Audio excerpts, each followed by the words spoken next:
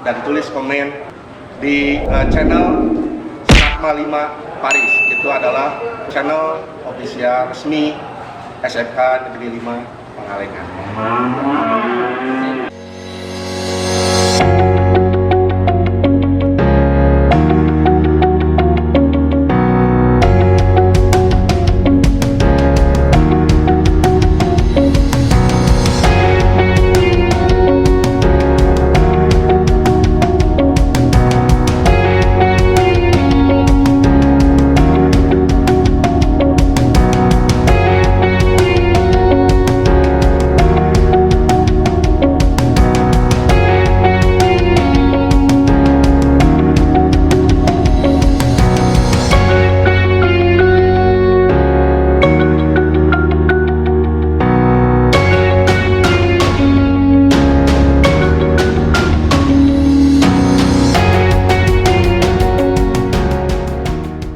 Assalamualaikum warahmatullahi wabarakatuh.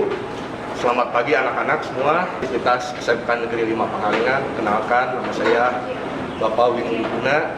Saya selaku Kepala Program Agribisnis Ternak Ruminansia. Ya, pembahasan hari ini kita akan menjelaskan tentang pembuatan silase. Ya, silase itu salah satu pakan ternak, salah satu pakan yang diberikan kepada ternak-ternak yang ada di sini dengan cara mengolah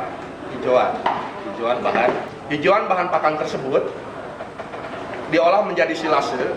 Itu mempunyai tujuan agar bahan pakan itu bisa digunakan pada saat di mana hijauan tidak tersedia, dan secara tidak langsung itu akan menambah nilai gizi dari hijauan bahan baku yang tersedia. Silase merupakan pengawetan hijauan dengan cara memfermentasi hijauan tersebut dengan bantuan bakteri anaerob, ditempatkan di suatu silo. Syarat-syarat silo yang digunakan harus kedap udara, kedap cahaya dari luar, dan mampu tahan dari goncangan maupun tekanan yang kuat. Langkah pembuatan silase tetap kita mengutamakan yang pertama itu K3LH. Sehingga ketika kita akan melakukan praktek, pakaian APD itu harus komplit digunakan, seperti sarung tangan, masker, pakaian praktek, dan sepatu bot. Itu tidak boleh sampai tidak digunakan. Penggunaan alat-alat yang digunakan itu lumayan bisa membahayakan, jadi kita harus dituntut konsentrasi dan fokus tingkat tinggi. Sedikit saja kita tidak fokus, maka keselamatan bisa terancam. Nah, adapun alat dan bahan yang digunakan selama pembuatan silase ini antara lain kita menggunakan bahan dulu. Bahan yang digunakan adalah hijauan. Hijauan itu bisa berupa rumput-rumputan, daun-daunan, atau legum berupa kacang-kacangan yang biasa pakan digunakan untuk pakan ternak. Ada bahan utama dan bahan tambahan. Bahan utama tadi hijauan, dan bahan tambahan biasanya ada probiotik atau bakteri anaerob untuk mempercepat proses fermentasinya. Juga ada bahan-bahan tambahan lain yang berupa dedap, konsentrat, dan lain sebagainya, supaya silase yang dibuat itu tidak menurun kadar nutrisinya, tidak hilang selama proses fermentasi. Untuk lebih jelasnya nanti kita akan lihat prosesnya secara detail, prakteknya melalui video. Selamat pagi. Pagi. Semangat pagi. Semangat. Hari ini kita akan melaksanakan praktek pembuatan silase. Ya, di masa pandemi corona ini kita tidak boleh menggunakan protokol kesehatan. Jadi kita sebelum melakukan praktek terlebih dahulu silakan cuci tangan dulu di tempat yang telah disediakan. Silahkan lihat, itu prosedur yang benar untuk mencuci tangannya. Cuci tangan minimal 20 detik.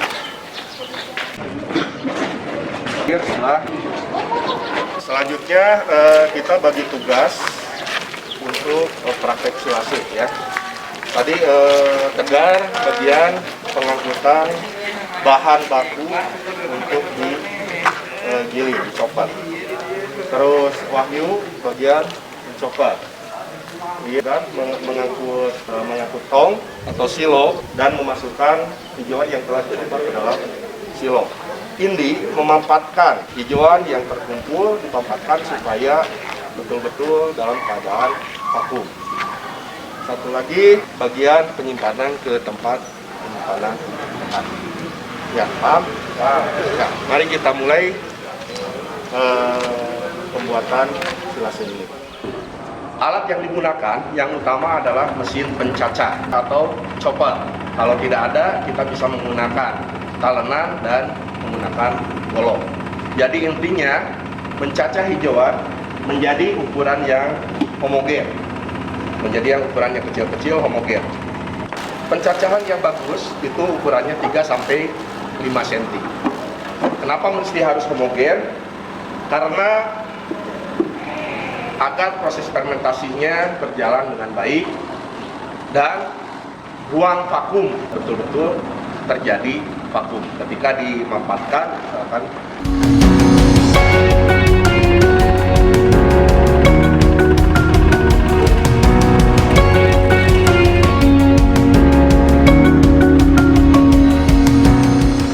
Nah, setelah dicopper, hijauan yang telah terpotong tersebut dimasukkan ke dalam silo.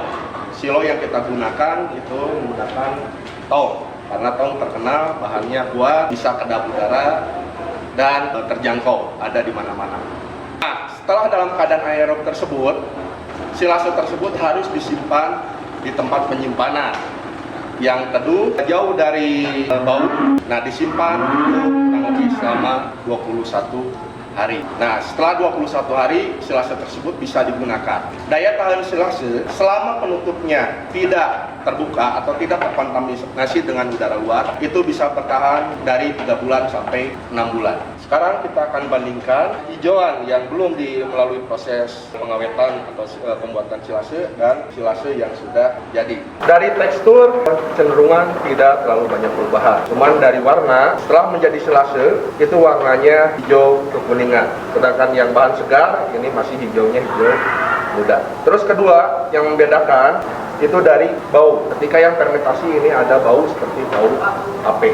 Nah, jika wanginya seperti tape, tidak berbau busuk, maka silase itu bisa dikategorikan silase yang baik. Terus selain dari bau, silase yang baik itu tidak berlendir. Ya, biasanya ada lendir yang sangat kental dan sangat licin, itu berarti silase ada proses kegagalan dalam proses fermentasi. Nah, silase yang baik itu kurang lebih garamnya masih berkisar 40 sampai 60% kadarnya.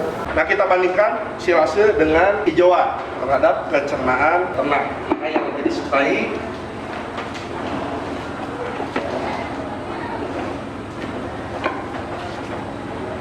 ya, ternak pun akan memilih silase.